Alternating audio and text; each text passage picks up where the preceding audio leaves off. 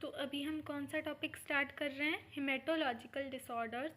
सो haematological disorders के बारे में मैं पहले बता चुकी हूँ। हिमेटोलॉजिकल मतलब ब्लड से रिलेटेड जो डिसऑर्डर्स हैं जो जेनेटिकली देखने को मिलते हैं उसके बारे में हम डिस्कस करेंगे। अगेन डिस्कस करेंगे, डिटेल में नहीं पढ़ेंगे, क्योंकि ये सारी चीज़ें जो हैं वो कहीं ना कहीं हम बायोलॉजी में या फिर हम AHN जो कि अभी अडल्ट हेल्थ नर्सिंग है या फिर पीडिया, इसके अंदर हम डिटेल में पढ़ेंगे। यहाँ पे हमारा बस इन डिजीज़ का नाम जानना या इनके बारे में जानना ही इम्पॉर्टेंट है, तो इतना ही पढ़ेंगे, ठीक है। नर्सिंग कंप्लीट करनी है ना 4 साल में, तो 4 साल के हिसाब से पढ़ना पड़ेगा। सो सबसे पहले हम कौन से पढ़ रहे हैं, हिमेटोलॉजिकल हीमोलाइटिक एनीमियाज देख रहे हैं। फिर उसके बाद में हम क्या देखेंगे, हम देखेंगे हेरिडिटरी कोगुलोपैथीज़। देखो दोनों के अंदर थोड़ा सा डिफरेंस है, ज़्यादा डिफरेंस नहीं है। और कोगुलोपैथीज़ मतलब कहीं ना कहीं जो ब्लड कोगुलेशन हो रहा है उसमें कुछ ना कुछ एबनॉर्मलिटीज़ आ रही है, तो वो उससे रिलेटेड कुछ चीज़ें पढ़ रहे हैं। और यहाँ पे फर्स्ट जो हम पढ़ने वाले हैं हीमोलाइटिक एनीमिया। एनीमिया मतलब क्या होता है कि कहीं ना कहीं ब्लड की कमी, ऑब्वियसली ब्लड की कमी को हम एनीमिया बोलते हैं। हीमोलाइटिक मतलब क्या, जो RBCs हैं उनका ब्रेक डाउन हो रहा है या फिर वो अच्छे से फॉर्म नहीं हो पा रही, अर्ली ब्रेक डाउन हो रहा है। सो ये दो टाइप में हम पढ़ रहे हैं हिमेटोलॉजिकल डिसऑर्डर्स को।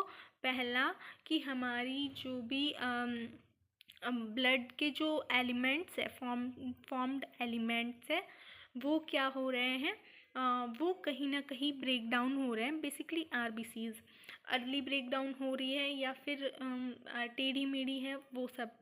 फिर सेकंड हम जो देखेंगे वो हेरिडिटरी कोगुलोपैथीज़। कोगुलोपैथीज़ मतलब क्या कि जो कोगुलेशन, ब्लड के अंदर कोगुलेशन होता है उसके अंदर कहीं ना कहीं दिक्कत आ रही है। मतलब कोगुलेशन मतलब प्लेटलेट्स वगैरह से रिलेटेड हुआ ना, तो ये हम किस में देखेंगे, कोगुलोपैथी के अंदर देखेंगे। तो ये हुआ प्लेटलेट्स का, बड़े बड़े शब्दों में बोले तो ये हुआ प्लेटलेट्स का, एंड ये किसका हो गया, हमारा RBCs का हो गया। तो अब यहाँ पे हम पॉइंट डिजीज़ पढ़ेंगे, बेसिक चीज़ें पढ़ेंगे और जल्दी इसको कंप्लीट करेंगे।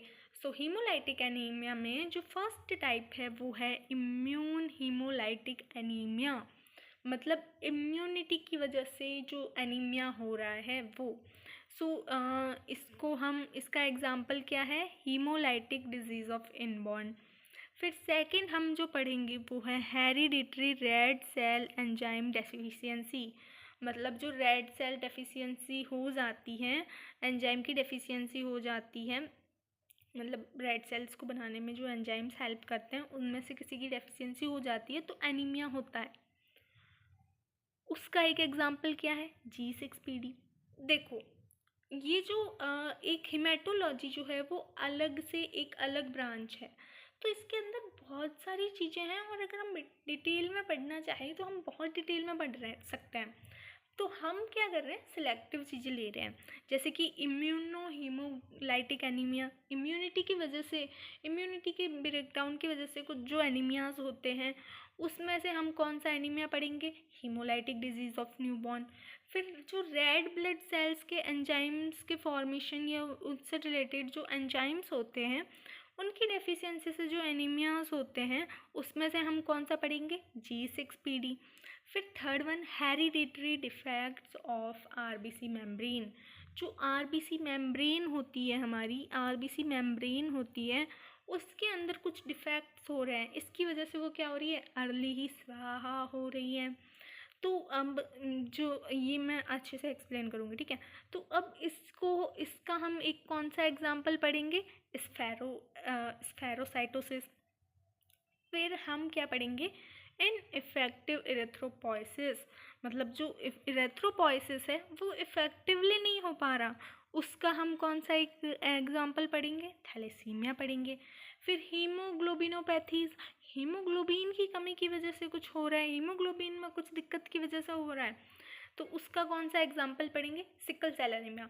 अब यहाँ पे ये इंपॉर्टेंट क्यों है, मान लो एग्जाम के अंदर क्वेश्चन आ गया that sickle cell anaemia is a example of, option A ineffective erythropoiesis, option B hereditary defect of RBC membrane, and option C haemoglobinopathies, and option D I don't no.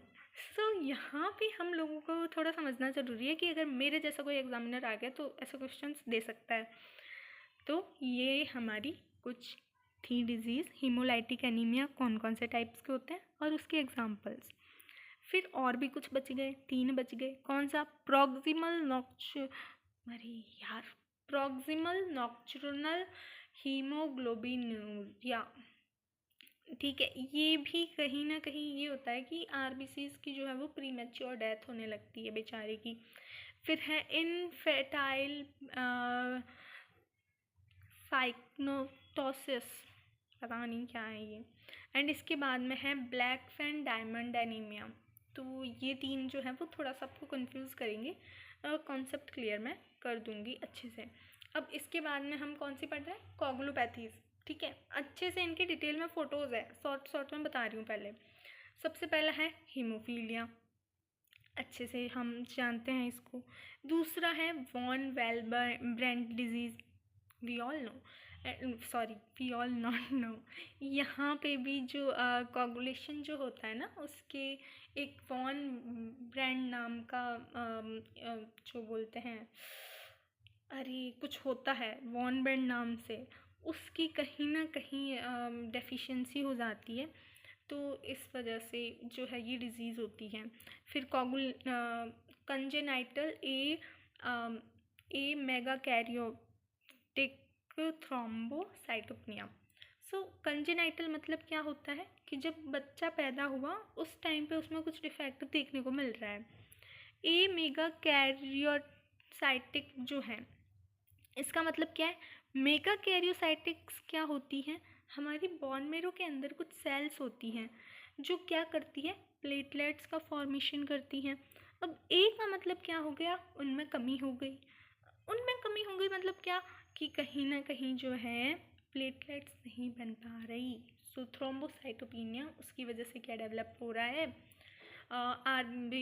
Platelets जो है उसकी deficiency हो रही है blood में, तो उसको हम शॉर्ट में क्या बोलते हैं? CAMT, चमाट, कमाट भी बोल सकते हो, कुछ भी बोल सकते हो हाँ। तो सबसे पहले हम कौन सी देख रहे हैं? Haemolytic disease of newborn. अब देखो देखो देखो, ये रही हीमोलाइटिक एनीमिया, जिसके अंदर हम सबसे पहले कौन सी देख रहे हैं? Haemolytic disease of newborn number 1 देख रहे हैं। इस नंबर 1 के अंदर हमें क्या देखने को मिल रहा है? वही RH इनकॉम्पेटिबिलिटी। ठीक है, इसके अंदर क्या है? ये जो मदर है वो RH नेगेटिव है, और इसका जो बेबी है वो क्या है? RH पॉजिटिव है। यहाँ पे अच्छे से अगर देखो तो पॉजिटिव जो बेबी है ना, इसके अंदर पॉजिटिव और मदर के पीछे नेगेटिव। ठीक है, सो RH पॉजिटिव मदर है, नेगेटिव मदर है, और RH पॉजिटिव क्या है? बेबी है। अब जो फीटल सेल्स है, देखो RH mother carrying her first RH, ये फर्स्ट प्रेगनेंसी में बेसिकली ज़्यादा देखने को मिलता है, release of fetal cells into maternal circulation at labour and preterm. अब जैसे ही लेबर होगा, प्रेगनेंसी बेबी जो है वो कंसीव हुआ, उसके बाद में जब जैसे ही उसकी डिलीवरी होगी तो क्या होगा? जो मदर का ब्लड एंड जो बेबी का ब्लड है उसके अंदर कहीं ना कहीं किसी ना किसी तरीके से इंटरेक्शन होगा ना, क्योंकि डिलीवरी हो रही है, मदर का भी ब्लड निकल रहा है, बच्चे का जो प्लेसेंटा के आसपास का जो फ्लूइड से या जो भी है उससे इंटरेक्शन होगा, मदर के फ्लूइड एंड बच्चे के फ्लूइड का, ब्लड का। तो तो क्या होगा? जो 2 ऑपोजिट सिरे मिलेंगे, बच्चे का पॉजिटिव फ्लूइड और मदर का RH नेगेटिव फ्लूइड, दोनों मिल जाएंगे। तो मदर वाला क्या करेगा? डिफेंस मैकेनिज्म में इसके लिए खिलाफ क्या बना देगा? एंटीबॉडीज़ बना देगा। तो वो फिर एंटीबॉडी बना देगा कि अब मैं स्ट्रांग हूँ। अब घर वाले बोल रहे हैं कि नहीं, बच्चे, नारा तो ये है बच्चे 2 ही अच्छे, तो एक तो हो गया, अब दूसरा भी चाहिए। तो जब दूसरी प्रेगनेंसी वो कंसीव करेगी तो रिमेंबर, यहाँ पे तो सिर्फ ये गोले थे, यहाँ पे ये कीड़े मकोड़े भी दिख रहे हैं, विच इज़ एंटीबॉडीज़। सो वो एंटीबॉडीज़ जो है वो बन चुकी हैं। किसके लिए बन चुकी हैं? RH पॉजिटिव बेबी के लिए बन चुकी है। अब जैसे ही मदर के वुम्ब में RH पॉजिटिव बेबी आएगा, मदर की जो एंटीबॉडीज़ हैं वो क्या करेगी? इसके साथ क्रॉस रिएक्ट करेगी और maternal anti-RH antibodies crosses placenta and attach to fetal red cells, which will be destroyed by the reticuloendothelial system. तो वहाँ पे कहीं ना कहीं जो है वो बच्चे की जान को खतरा हो सकता है या माँ की जान को खतरा हो सकता है। तो ये कंडीशन हमें कहाँ देखने को मिलती है कि अगर हीमोलाइटिक डिजीज़ ऑफ न्यूबॉर्न है तो बच्चे की जो RBCs है ऑब्वियसली ब्रेक डाउन होगी, उसके अंदर कुछ कंडीशन देखने को मिलेगी। तो क्वेश्चन क्या आता है? क्वेश्चन ये आता है कि जो RH इनकॉम्पेटिबिलिटी है उसके अंदर जो RH negative mother RH positive baby के खिलाफ एंटीबॉडीज़ बनाती हैं। तो ये लाइन याद रखना है। मदर क्या होगी? नेगेटिव, बेबी क्या होगा? पॉजिटिव। छोटे बच्चे क्या होते हैं? पॉजिटिव। ठीक है, तो RH फर्स्ट हमने क्या डिजीज़ देखी? हीमोलाइटिक डिजीज़ देखी न्यूबॉर्न में, जिसमें हमने RH इनकॉम्पेटिबिलिटी देखी। तो इसमें क्या हो जाता है, जो एंटीबॉडीज़ है आपस में इंटर क्रॉसिंग होती है, जिसकी वजह से कहीं ना कहीं बेबी में या मदर के अंदर हमें बेबी के अंदर हमें क्या देखने को मिलती है? जो हीमोग्लोबिन है या ब्लड है उसकी कमी हमें देखने को मिलती है। फिर सेकंड हम देख रहे हैं G6 phosphate dehydrogenase deficiency. G6 phosphate जो एक डिहाइड्रोजिनेज जो एक एंजाइम होता है जिसकी क्या होने लगती है? डेफिशिएंसी होने लगती है। जब इसकी बॉडी के अंदर डेफिशिएंसी होगी, नॉर्मली जब ये बॉडी के अंदर होता है तो बॉडी का RBC का शेप कैसा होता है? बिल्कुल ऐसा बालूशाही जैसा होता है। पर जैसे ही इसकी डेफिशिएंसी होगी तो RBC का जो शेप है वो चेंज हो जाएगा। कैसा हो जाएगा? पता नहीं ये कैसा घटिया सा शेप है, वैसा हो जाएगा। अब ऐसा शेप होने की वजह से क्या होता है? जब भी RBC के, एक बात याद रखना, जब भी RBC के शेप में या स्ट्रक्चर में, मेम्ब्रेन में थोड़ा सा भी चेंज होता है ना, तो RBCs क्या होती हैं? अर्ली उनकी प्री मैच्योर डेथ होने लगती हैं और इसकी वजह से RBC में कमी होने लगती है। क्यों? RBCs को 120 दिन तक चलना था, लेकिन RBCs का जो साइकिल है वो कम हो गया, तो बॉडी को और RBCs बनानी पड़ रही है और वहाँ पे कहीं ना कहीं RBC की कमी देखने को मिल सकती है। मतलब मैंने आपको बोला कि आपको ये जो खाना है वो 10 दिन के अंदर कंप्लीट करना है, आपने 5 दिन में ही कर लिया। अब ये तो 10 दिन बाद ही देगा ना, दे भी दिया तो उतना नहीं देगा जितना 10 दिन में दे सकता था, 10 दिन बाद देता, तो कहीं ना कहीं यहाँ पे क्या होगी? डेफिशिएंसी होगी। तो G6 फॉस्फेट डिहाइड्रोजिनेज डेफिशिएंसी के अंदर हमें क्या देखने का मिलेगा? जो G6 फॉस्फेट डिहाइड्रोजिनेज है उसकी डेफिशिएंसी हो जाती है, जिस वजह से RBC का जो शेप है वो उसमें चेंजेस आ जाते हैं और RBC की जो है वो प्री मैच्योर डेथ देखने को मिलती है, जिसकी वजह से बॉडी के अंदर RBCs की क्या हो जाती है? कमी हो जाती है। 4 पॉइंट्स गिनवा दिए, बाकी इसको आप डिटेल में देखना चाहो तो बायोकेमिस्ट्री में देख सकते हो। फिर इसके बाद में है हेरिडिटरी स्फेरोसाइटोसिस। अब यहाँ पे देखो, ये गोले गोले दिख रहे हैं, लड्डू दिख रहे हैं। पहले जो गोलियाँ आती थी इमली की गोल गोल, वैसी गोलियाँ दिख रही है। RBCs का शेप बिल्कुल वैसा हो जाता है, स्पैरो शेप हो जाता है, बिल्कुल ये गोल मटोल हो जाती है। अब इसकी वजह से क्या होती है? बेचारों की जो क्या होने लगती है? प्री मैच्योर डेथ होने लगती है। अब देखो, सिक्कल सेल एनीमिया में तो क्या हो जाता है? वो ऐसे हंसियाकार हो जाती है। इस वजह से क्या होगी कि वो यूं यहाँ आके फंस जाएगी, ब्लड फ्लो आगे नहीं कर पाएगा। अब यहाँ पे ये तो बेचारी गोल है, जा रही हैं, तो यहाँ पे बेसिकली हम क्या बोल सकते हैं? हेरिडिटरी स्फेरोसाइटिक डिजीज़ के अंदर क्या होता है?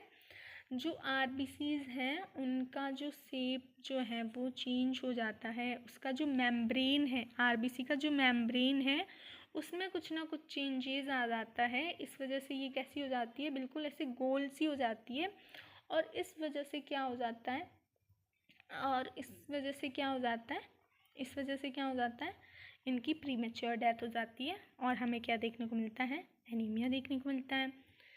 फिर हमारा है थैलेसीमिया। थैलेसीमिया के अंदर हम सब लोग जानते हैं थैलेसीमिया क्या होता है, क्यों होता है, वी ऑल नो, तो मैं इसको डिस्क्राइब नहीं करना चाहूँगी। बेसिकली अल्फ़ा बीटा जो चेन्स होती हैं उसके अंदर कुछ ना कुछ चेंजेस होते हैं, इस वजह से थैलेसीमिया होता है।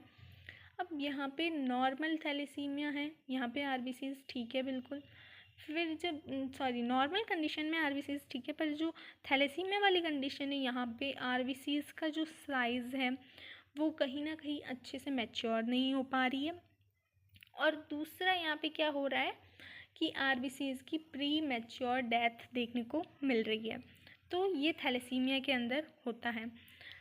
बाकी आप चाहें तो लिख सकते हैं किसी और से, बट थैलेसीमिया के अंदर इतना ही बताऊंगी, 12th से पढ़ते आ रहे हो यार।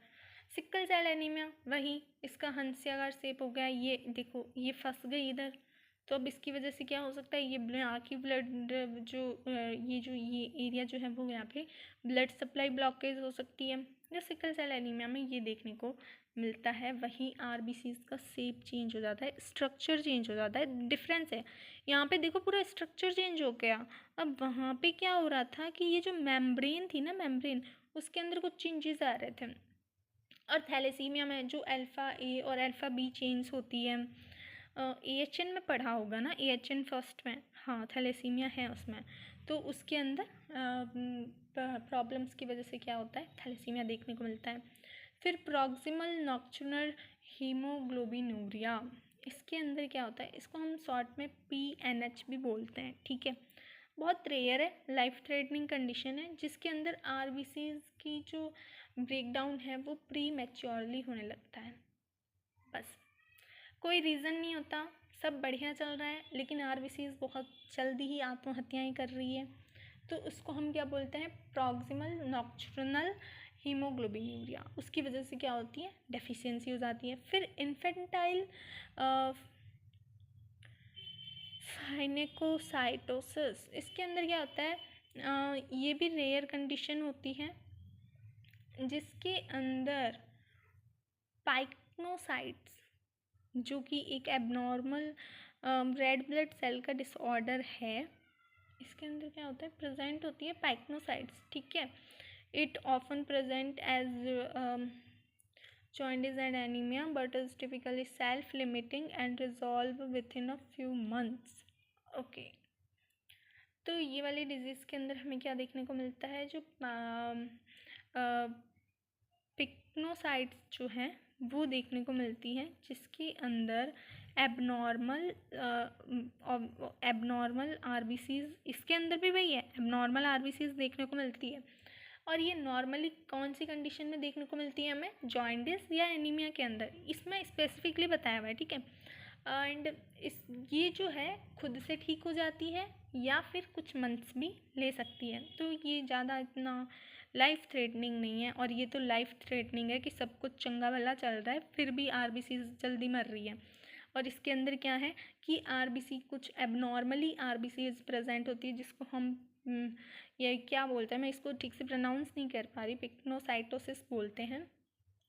तो इस वजह से उनकी क्या हो जाती है, अर्ली डेथ होने लगती है, न्यूनेट्स के अंदर होने लगती है, एंड सेल्फ लिमिटिंग है, खुद से ठीक हो जाती है।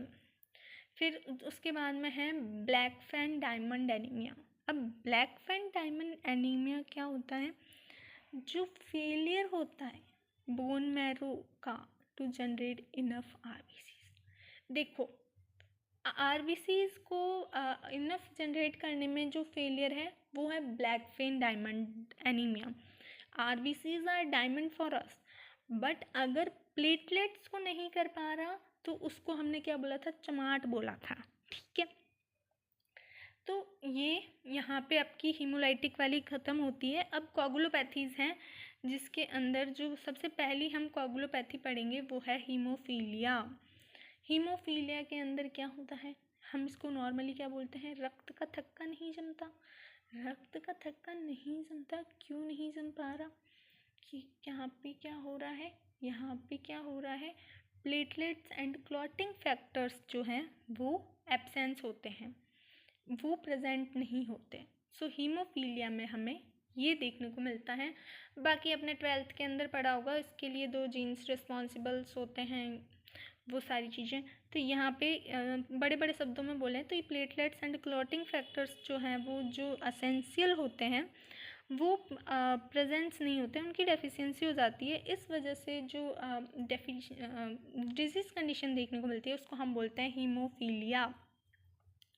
फिर इसके बाद में वॉन विल्ब्रेंड डिजीज़। वॉन विल्ब्रेंड डिजीज़ के अंदर क्या होता है, एक फैक्टर होता है वॉन विल्ब्रेंड फैक्टर। अब ये वाला फैक्टर क्या है, रिस्पॉन्सिबल होता है कि प्लेटलेट्स आपस में चिपकें, उसके लिए रिस्पॉन्सिबल होता है। ये जैसे ये प्लेटलेट्स हैं ये आपस में चिपकें, इसके लिए ये रिस्पॉन्सिबल होता है। जब ये फैक्टर होता ही नहीं है या इसकी डेफिशिएंसी होने लगती है तो क्या होता है, प्लेटलेट्स बेचारी आपस में चिपक नहीं पाती। जब प्लेटलेट्स चिपक नहीं पाएंगी तो क्या हो जाएगा, रक्त का जो थक्का है या फिर हम जो बोलते हैं क्लॉट जो है वो नहीं जमेगा। इस वजह से क्या होगा, ब्लड लॉस हो सकता है और इससे हमें क्या मिल सकता है, एनीमिया में देखने को मिल सकता है। ये इसकी जो है ये सेकंड इसकी इमेज है, ठीक है। अब हमारी थर्ड जो डिजीज़ है, थर्ड वन, वो है चमाट, CAMT। इसके अंदर मैं पहले ही बता चुकी हूँ, इसके अंदर सीवियर कमी हो जाती है। किसकी कमी हो जाती है, मेगा कैरियोसाइट्स की कमी हो जाती है, जिसकी वजह से क्या होता है, प्लेटलेट्स जो है वो प्रोड्यूस नहीं हो पाती। जब प्लेटलेट्स नहीं हो पाएंगी तो वो बिना प्लेटलेट्स के क्या होएगा, ना ही क्लॉट्स बनेंगे और ना ही क्लॉटिंग होएगी और ना ही ब्लीडिंग रुक पाएगी। अगर एक बार लग गई तो ब्लीडिंग नहीं रुकेगी। तो इसको हम क्या बोलते हैं, thrombocytopenia at birth, it is characterised by thrombocytopenia at birth which can progress to aplastic anaemia, जो कि बेसिकली यही होता है कि बोन मैरो जो है वो इनफ नहीं बना पा रही हमारी प्लेटलेट्स या RBCs। सो यहाँ पे ये आपका जो भी चमाट जो भी था वो ख़त्म हुआ। अब शॉर्ट में एक क्विक रिवीजन हमने जो देखी थी वो डिजीज़ थी। सबसे पहले हमने डिजीज़ देखी कि एनीमियाज कैसे होते हैं, मतलब पहले से ही बॉडी के अंदर ब्लड कम बन रहा है। तो सबसे पहला हमने इम्यून हीमोलाइटिक एनीमिया देखा था, जो कि एंटीबॉडीज़ की वजह से हो रहा था। मदर जो है RH नेगेटिव थी एंड बेबी जो है वो RH पॉजिटिव है, उसकी वजह से उसके अंदर ब्लड डेफिशिएंसी देखने को मिल रही थी। सेकंड G6 फॉस्फेट डिहाइड्रोजिनेज है, उसकी डेफिशिएंसी देखने को मिल रही थी, जिसकी वजह से RBC का जो लाइफ स्पैन है वो कम हो रहा था। फिर हेरिडिटरी स्पेरोसाइट्स के अंदर RBC की जो मेम्ब्रेन है उसके अंदर चेंजेस आने की वजह से RBCs की प्री मैच्योर डेथ हो रही थी एंड RBCs जो है इसकी वजह से एनीमिया हो रहा था। थैलेसीमिया के अंदर भी क्या है, प्री मैच्योर डेथ हो रही थी, क्योंकि जो अल्फ़ा एंड बीटा जो हीमोग्लोबिन की जो चेंज है उसके अंदर कुछ ना कुछ एबनॉर्मलिटीज़ आने की वजह से RBCs जो है वो प्री मैच्योरली डेड हो रही थी।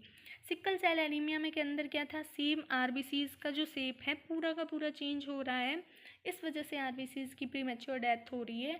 तो ब्लड के अंदर RBC की कमी हो रही है, मतलब ऑब्वियसली ब्लड की कमी। प्रॉक्सिमल नॉक्चुरल हीमोग्लोबिया मतलब क्या है, सब कुछ चंगा भला चल रहा है, फिर भी जो RBCs है वो कहीं ना कहीं क्या हो रही है, ब्रेक हो रही है, वो भी बहुत जल्दी। फिर दूसरा इन्फेंटाइल मतलब क्या है, इसमें भी RBCs ब्रेक हो रही है एबनॉर्मली, पर ये जो इसमें क्या है, इसको पिकेनोसाइट्स किसको बोलते हैं, abnormal distorted red blood cells को बोलते हैं। तो यहाँ पे हमारे पास रीज़न है, जॉइंटिस एंड एनीमिया में देखने को मिलता है बेसिकली ये, और सेल्फ लिमिटिंग होता है और खुद से ठीक हो जाता है। फिर ब्लैक फैन डायमंड एनीमिया के अंदर क्या था कि यहाँ पे एनीमिया जो है जो रेड ब्लड सेल्स हैं वो प्रोड्यूस नहीं हो पा रही, किसके द्वारा, बोन मैरो के द्वारा।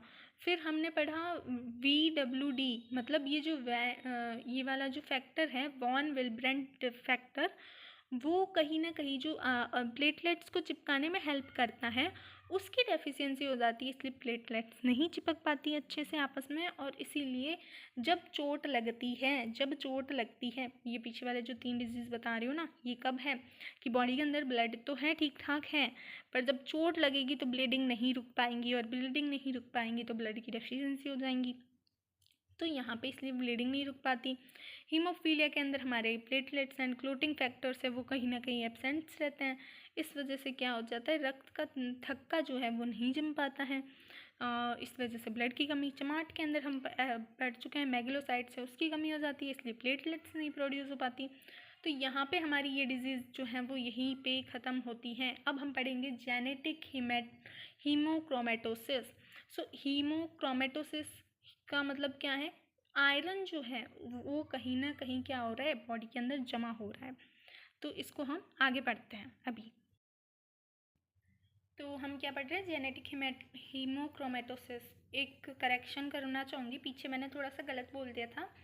तो यहाँ पे क्या होता है, बॉडी टू मच आयरन जो है उसको एब्जॉर्ब करने लगती है डाइट से, मतलब बहुत जगह है, बहुत जगह के चक्कर में क्या होता है, आयरन इकट्ठा होने लगता है। अब जब आयरन इकट्ठा होने लगेगा तो कहीं ना कहीं हमें प्रॉब्लम आएंगी, सीधी सी बात है। हमारी बॉडी को आदत नहीं है फालतू का भीड़ा इकट्ठा करने की, वैसे भी इतनी सारी चीज़ें इतनी खौच पौच में भरी हुई है, फिर ये आयरन चिपक जाता है, कभी जो है फ्रक्टोज चिपक जाता है, बेचारी बॉडी करे तो करे क्या। तो यहाँ पे हम क्या पढ़ रहे हैं, जेनेटिक हीमोक्रोमेटोसिस, ठीक है। तो यहाँ पे क्या होता है, जब ये आरबीसीज मेरे दिमाग से कब जाएंगी, जब हमारी बॉडी जो है वो बहुत ज़्यादा आयरन एब्जॉर्ब करने लगती है, किससे, डाइट से। तो इसकी वजह से जो आयरन जो है वो बढ़ता गया, अब वो बेचारा कहाँ जाएगा, टिश्यूज़ के अंदर एब्जॉर्ब होने लगता है, organs like heart, liver and pancreas और जॉइंट्स में एब्जॉर्ब होने लगता है, और इस वजह से हमें क्या होता है, बहुत ही ज़्यादा प्रॉब्लम देखने को मिलता है। वैसे हम डाइट में इतना आयरन लेते नहीं हैं, और ज़्यादा बॉडी एब्जॉर्ब अगर करना स्टार्ट कर रही है तो ये सिम्टम्स हमें कभी 10 साल बाद, 20 साल बाद देखने को मिलता है। अगर अभी से ही बॉडी ने एब्जॉर्ब करना स्टार्ट कर दिया है तो अभी के अभी सिम्टम्स नहीं दिखेंगे, ठीक है। Because human body can not increase iron excretion. ये क्या बात हुई कि हम एब्जॉर्प्शन तो बढ़ा सकते हैं, हम अपने पास माल तो ज़्यादा खींच सकते हैं, बट हम उसको निकाल नहीं सकते। तो इस वजह से क्या होगा, बेचारे को उधर ही जमा होना पड़ेगा। तो अब हम ये आगे पढ़ लेते हैं। इसके सिम्टम्स दो टाइप से हम देख सकते हैं। First one is early symptom and the second one is late symptom. Short में पढ़ा रही हूँ क्योंकि ये सारे हमारे AHN के टॉपिक है। अब इसका मेन कॉज क्या होता है, जो HFE जीन जो है उसके अंदर म्यूटेशन हो जाता है, HFE हफी, उसकी वजह से क्या देखने को मिलता है, हफी की वजह से क्या हो रहा है, आयरन को हम क्या लिखते हैं, Fe लिखते हैं, ठीक है। सिंपल ये होता है। और H फॉर इससे याद रख देना, HFE मतलब जो जीन है उसके अंदर हिमेटोक्रोमेटोसिस, तो HFE इसकी वजह से क्या होता है, ये डिजीज़ कंडीशन हो रही है, आयरन ज़्यादा एब्जॉर्ब हो रहा है। अब इसके अर्ली सिम्टम्स जो हैं वो नॉर्मली हमें देखने को मिलते हैं 5 से 8 साल के अंदर अंदर देखने को मिल सकता है। जॉइंट पेन हो गया, एब्डोमेन के अंदर पेन होगा, weight loss and fatigue. Late symptoms के अंदर liver cirrhosis, diabetes mellitus and heart problems, ये सारी चीज़ें हैं। अब इसके अंदर क्या है, आयरन एब्जॉर्प्शन जो है वो हमें रोज़ कितना होता है, नॉर्मली 10 से 20 mg होता है, ठीक है। और जब ये हमें क्रोमेटोसिस होने लगता है तो ये कितना बढ़ जाता है, 3 से 4 mg जो है वो बढ़ जाता है। मतलब नॉर्मली कितना होगा, अगर किसी के 10 mg हो रहा है तो वो कितना होने लग जाएगा, 13 या 14 हो जाएगा। तो इसकी वजह से क्या होता है, symptoms of haemochromatosis begin when the body has stored 20 grams within 4 to 6 decades, मतलब 40 से 60 साल के अंदर कहीं ना कहीं सिम्टम्स देखने को मिलेंगे। ज़्यादा इतनी रिस्की प्रॉब्लम है नहीं, लेकिन अगर बचपन से ही किसी को हो जाए तो प्रॉब्लम वाली कंडीशन है। डायग्नोस्टिक वैल्यूएशन, ऑब्वियसली लीवर के अंदर जम रहा है कहीं ना कहीं, सीरम ब्लड वगैरह ये सारे टेस्ट जो हैं वो हम करवाएंगे।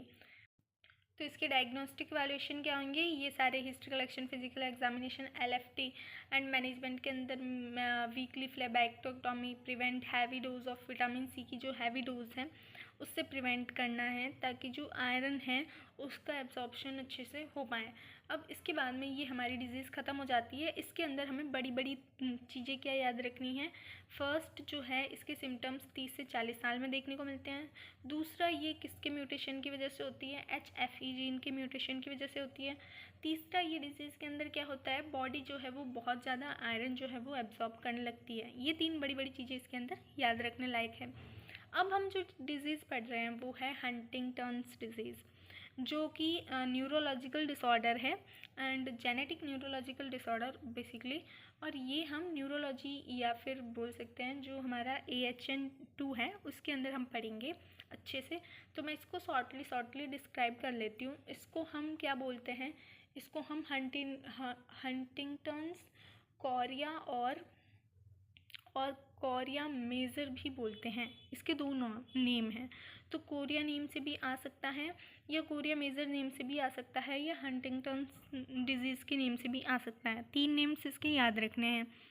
फिर इसके अंदर क्या होता है, uncontrolled jerky movements and decline in mental abilities. So uncontrolled jerky movements हमें इस डिज़ीज़ के अंदर देखने को मिलता है। डिक्लाइन इन मेंटल एबिलिटीज़ मतलब मेंटल एबिलिटीज़ में भी कहीं ना कहीं डिस्टर्बेंस जो है वो देखने को मिलता है। न्यूरोलॉजिकल है, मतलब खोपड़ी तो ख़राब होएगी। सो अब इसमें इंसिडेंस क्या है, ग्लोबली जो है वो 7 देखने को मिलते हैं। 1 लाख में 7 लोगों को ये डिजीज़ होती है। और इसका कॉज क्या है, अगर जेनेटिकली देखें तो HTT जीन। सो हंटिंगटन्स के अंदर 2 T आते हैं, तो इससे HTT जीन जो है वो इसका है। इससे पहले जो हमने पढ़ा था वो क्यों हो रहा था, किस में म्यूटेशन की वजह से हो रहा था, HFE जीन में म्यूटेशन की वजह से हो रहा था। अब इसके क्लिनिकल मैनिफेस्टेशन हमें क्या देखने को मिल सकते हैं, इनवॉलेंट्री जर्की मूवमेंट्स, डिस्फेजिया मतलब निगलने में डिफ़िकल्टी हो रही है। फिर लॉस ऑफ कोऑर्डिनेशन, नहीं बिठा पाएगा। जो कोऑर्डिनेशन नॉर्मली आप जब चलते हैं वो कोऑर्डिनेशन नहीं बिठा पाएगा, बोलने का लिखने का जो भी है। डिप्रेशन, मूड स्विंग्स देखने को मिलेगी। न्यूरोलॉजिकल है तो न्यूरोलॉजी वाले चेंजेस जो है वो देखने को मिलेंगे। फिर इसके बाद में ये जो है ये इसका डायग्राम है। लाइक हमारा जो क्रोमोसोम 4 होता है वहाँ पे HTT जीन जो है प्रेजेंट होता है, ठीक है। सो उसके अंदर क्या होता है, म्यूटेशन हो जाता है। अब म्यूटेशन हुआ तो म्यूटेशन HTT प्रोटीन बनेगा, और वो प्रोटीन म्यूटेशन HTT प्रोटीन बनेगा और किसको क्या करवाएगा, वो न्यूरॉन का जो है वो डीजनरेशन होने लगा। तो हमारे जो न्यूरॉन्स है वो जल्दी ही डीजनरेट होने लगेंगे। जब वो डीजनरेट न्यूरॉन्स होने लगेंगे तो क्या हो जाएगा, एट्रॉफी ऑफ बेसल गैंग्लिया। ये जो बेसल गैंग्लिया है, एट्रॉफी मतलब क्या होता है, एबनॉर्मल। एट्रॉफी ना श्रिंकिंग होने लगती है, श्रिंकिंग। एटोफी का मतलब होता है श्रिंकिंग होना, ठीक है। तो यहाँ पे क्या हो रही है, श्रिंकिंग होने लगती है किसकी, बेसल गैंग्लियाज की। तो अब इसकी वजह से क्या होता है, जो ये हमारा क्या बोलते हैं इसको, लैटरल वेंट्रिकल्स है, इसके अंदर क्या होने लगता है, एनलार्जमेंट होने लगता है। और फिर क्या हो सकता है, इनवॉलेंट्री मूवमेंट्स। तो याद क्या रखना है, क्रोमोसोम 4 उसके अंदर म्यूटेशन हुआ, न्यूरॉन्स का डीजनरेशन हुआ, फिर क्या हुआ, एट्रॉफी हो गई बेसल गैंग्लिया की, और जो लैटरल वेंट्रिकल था उसके जो एनलार्जमेंट्स होने लग गए, और इस वजह से हमें क्या देखने को मिल रहे हैं, इनवॉलेंट्री मूवमेंट्स देखने को मिल रहे हैं। फिर हंटिंगटन्स डिजीज़ के अंदर जो है वो मेन 3 सिम्टम्स देखने को मिलते हैं। मोटर सिम्टम्स मतलब कोऑर्डिनेशन वगैरह में दिक्कत आना, ये सारी चीज़ें। और साइकेट्रिक सिम्टम्स मतलब क्या बोलते हैं उसको, डिप्रेशंस वगैरह हो गया, ये सारी चीज़ें। एंड कॉग्निटिव सिम्टम्स मतलब जो सोचने की एबिलिटी है, थॉट प्रोसेस में कहीं ना कहीं डिफ़िकल्टी आ रही है, स्पीकिंग में कहीं ना कहीं डिफ़िकल्टी आ रही है। ये 3 सिम्टम्स जो है वो मेजर हंटिंगटन्स डिजीज़ में देखने को मिलते हैं। बाकी सब आप क्या पढ़ेंगे, AHN में पढ़ेंगे। यहाँ पे हमारे काम की चीज़ बस इतनी थी कि हंटिंगटन्स डिजीज़ जो है वो जेनेटिक डिसऑर्डर है, इसको हम कॉरिया भी बोलते हैं और हंटिंगटन्स कॉरिया भी बोलते हैं। ग्लोबली इसके इंसिडेंट्स जो है वो 1 लाख में 7 देखने को मिलते हैं। ये जो है वो HTT जीन के म्यूटेशन की वजह से होता है, और HTT जीन जो है वो हमारे क्रोमोसोम 4 के ऊपर होता है। और जब इसमें म्यूटेशन होता है तो हमें क्या देखने को मिलता है, न्यूरॉन्स के अंदर डिजनरेशन होता है। और ये तो बेसिकली इसकी पैथोफिजियोलॉजी हो गई ना, इतना ही है। न्यूरॉन्स के अंदर डिजनरेशन हुआ तो इनवॉलेंट्री मूवमेंट देखने को मिलेगा। और इसके अंदर मेन जो मेजर सिम्टम्स जो है वो 3 टाइप्स के देखने को मिलते हैं। कौन कौन से, मोटर, साइकेट्रिक एंड कॉग्निटिव। तो यहाँ पे हमारा ये हंटिंगटन्स डिजीज़ ख़त्म होता है। अब हम पढ़ेंगे मेंटल इलनेस के बारे में, जो कि आप साइकेट्रिक में पढ़ोगे 5th सेम में, पर यहाँ पे बेसिक इंट्रोडक्शन जो आपके सिलेबस में है तो उसके अकॉर्डिंग हम पढ़ लेते हैं। तो अभी जल्दी से मेंटल इलनेस को ख़त्म करते हैं, ठीक है। अब आप सोच रहे होंगे मेंटल इलनेस को अगर हम साइकेट्रिक में पढ़ेंगे तो यहाँ पे ये टॉपिक क्यों दिया हुआ है। यहाँ पे ये इसलिए दिया हुआ है आपको ये बताने के लिए कि जो मेंटल इलनेस है वो भी जेनेटिक रीजंस की वजह से हो सकती है, कि अगर आपकी फैमिली में हो रही है तो आप में फैमिली टू फैमिली देखने को मिल सकती है। दूसरा, आपके कोई जीन्स के अंदर म्यूटेशन हो रहा है तो उसकी वजह से भी मेंटल इलनेस जो है वो हमें देखने को मिल सकती है। इसीलिए हम बेसिक इसका इतना ही ओवरव्यू लेंगे, ज़्यादा नहीं पढ़ेंगे। सो मेंटल इलनेस को हम कैसे डिफ़ाइन कर सकते हैं। इलनेस मतलब क्या होता है कि हमारी जो नॉर्मल फंक्शनिंग होती है, या फिर जो नॉर्मल बोल सकते हैं एक इंडिविजुअल का नॉर्मल कंडीशन होती है, उसके अंदर एबनॉर्मलिटीज़ आ जाना, उसको हम इलनेस कंसिडर करते हैं। सो इलनेस के अंदर क्या बोलते हैं, मेंटल इलनेस इज़, अब मेंटल इलनेस क्या मतलब, जो हमारे cognitive, emotional and social abilities है उसके अंदर चेंजेस आ गए तो वो मेंटल इलनेस होगी। WHO ने मेंटल इलनेस को कैसे डिफाइन किया है, इलनेस क्या है, एबनॉर्मलिटी आ जाना नॉर्मल बिहेवियर में। अब मेंटल वर्ड आ गया मतलब क्या, जो cognitive, emotions and social abilities है उसके अंदर क्या आ रहा है, एबनॉर्मलिटीज़ आ रही है, तो उसको हम मेंटल इलनेस बोलेंगे। आप शॉर्टली ऐसे भी लिख सकते हो। और WHO ने इसको क्या बोला है, mental and behavioural disorders are understood as clinically significant. मतलब क्या है कि हम इसको क्लिनिकली सिग्निफाई कर रहे हैं, डायग्नोज कर रहे हैं, conditions characterised by alteration in thinking, mood and behaviour, और behaviour associated with personal distress and impaired functioning.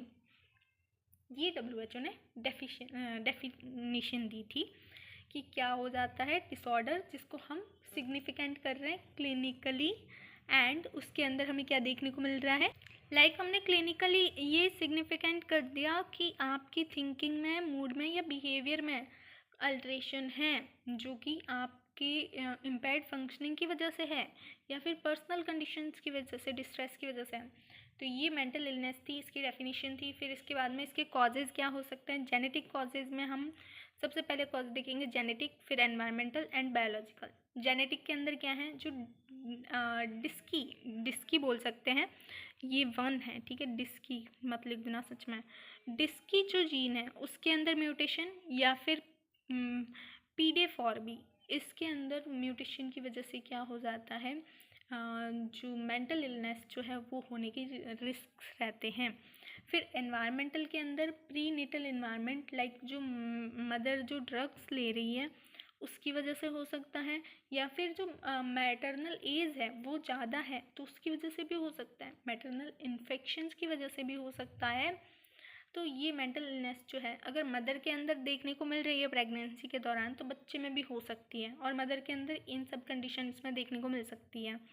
फिर बायोलॉजिकल कॉजेज़ क्या क्या हो सकती हैं, कुछ न्यूरोट्रांसमीटर्स हैं वो बेचारे फंक्शन नहीं कर रहे ठीक से, लाइक सीरोटोनिन हो गया, नॉरएपिनेफ्रिन हो गया, डोपामाइन, ग्लूटामाइन, इन सब में कुछ ना कुछ इन्होंने अपना उद्यम मचाना स्टार्ट कर दिया, तो तो फिर क्या हो सकती है, मेंटल इलनेस हो सकती है। तो मेंटल इलनेस के हमने 3 मेन कॉज कौन कौन से देखे, जेनेटिक, आपके जीन के अंदर म्यूटेशन हो गया, दूसरा एनवायरमेंटल, प्रेगनेंसी के टाइम मदर को कुछ ना कुछ मेंटल डिस्ट्रेस देखने को मिला, या फिर आप बेबी को उसकी वजह से कुछ हार्म हुआ तो उसकी वजह से हो सकता है।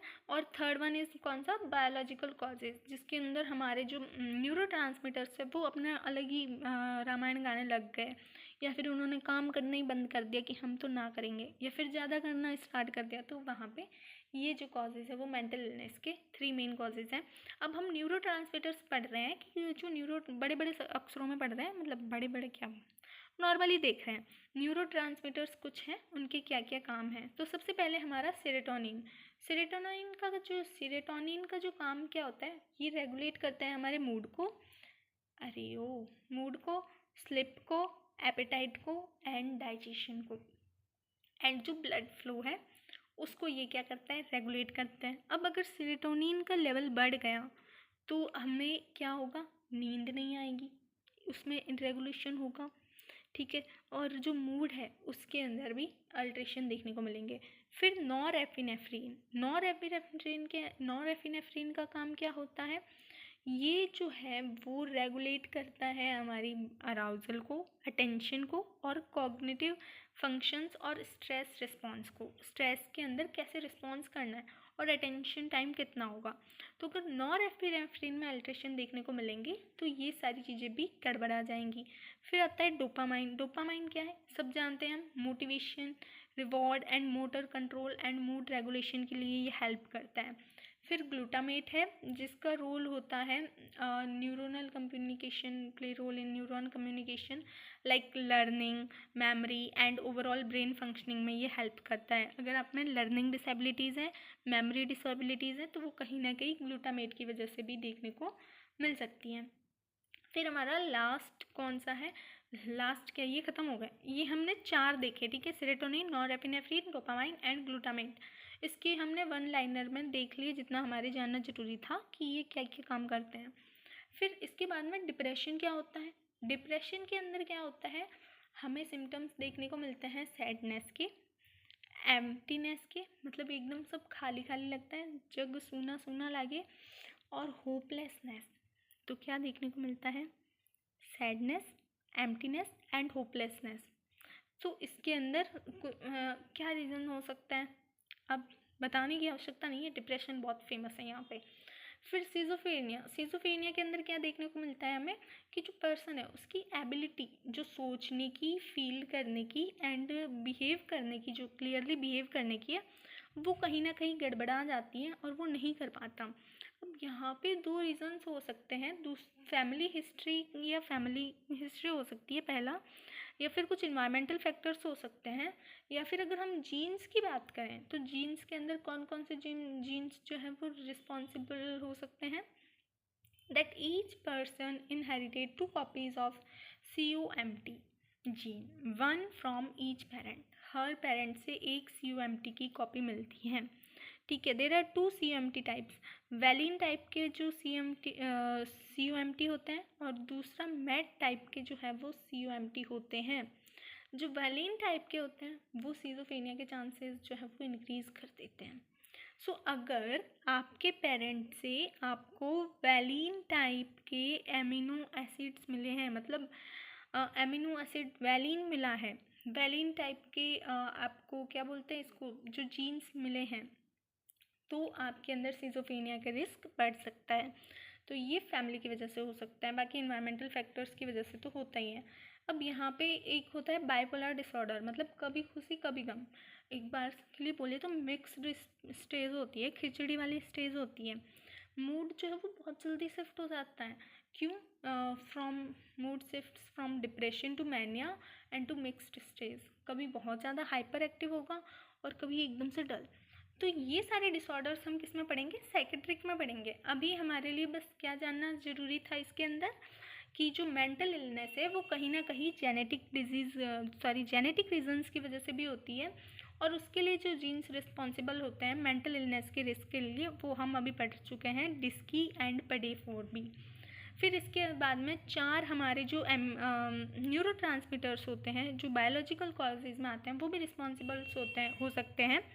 फिर हमने कुछ डिजीज़ पढ़ी, लाइक डिप्रेशन हो सकता है, सिजोफ्रेनिया हो सकता है, या बाइपोलर डिसऑर्डर्स हैं जो हमें, तो वो भी हमें देखने को मिल सकता है। तो अभी के लिए बस इतना ही। यहाँ पे आपकी ये यूनिट जो है वो कंप्लीट होती है। पूरी की पूरी यूनिट 4 जो है हमने कंप्लीट कर दी है। इसके रिगार्डिंग कोई भी डाउट हो तो आप कमेंट सेक्शन में बता सकते हैं, या फिर कहीं कुछ चेंजेस करने की ज़रूरत है तो आप बता सकते हैं। इस यूनिट में हमने बस इतना ही पढ़ा है जितना आपके लिए जानना ज़रूरी था, या फिर जो चीज़ें आपके यूनिवर्सिटी एग्ज़ाम्स के अंदर आ सकती हैं। जो चीज़ें यूनिवर्सिटी एग्ज़ाम्स में आएंगी या जो कॉम्पिटिटिव एग्ज़ाम्स में आएंगी उनके ऊपर ज़्यादा फोकस है, एंड बाकी जो नॉर्मली जनरल नॉलेज के लिए थी वो उसके रिगार्डिंग बताइए। बिकॉज एज अ नर्स हमें 4 साल में कोर्स कंप्लीट करना है, तो हमें उसके हिसाब से ही पढ़ना पड़ेगा। So thank you very much. आज के लिए बस इतना ही। बाकी के लिए आगे फर्दर आप देख सकते हैं और वीडियोस अवेलेबल है यहाँ पे। जेनेटिक के तो मैं 1 शॉर्ट वीडियोस ही बनाऊंगी, एक ही वीडियो में पूरा चैप्टर दूंगी, बाकी सब के टॉपिक वाइज वीडियोस बनेंगे। So thank you very much.